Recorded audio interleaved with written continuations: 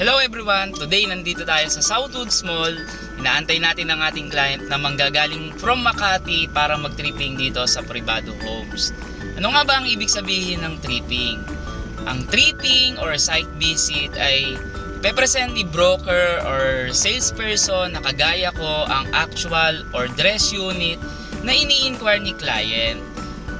Ano-ano ang specification na may-receive niya upon turnover. At the same time, pati ang location and amenities ng project na pinag-usapan ni client ay ipapakita ni broker or ni salesperson para may idea si client kung ano nga ba ang ini-invest niya, property at ano yung may enjoy niya upon move in sa unit niya.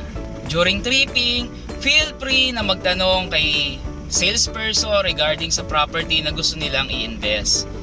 Para bago nila i-reserve ay clear po ang lahat. Mas gusto ni salesperson or ni broker na nagtatanong sina client para sa home investment po nila. This is Jun Yambao, your registered real estate salesperson. Bye!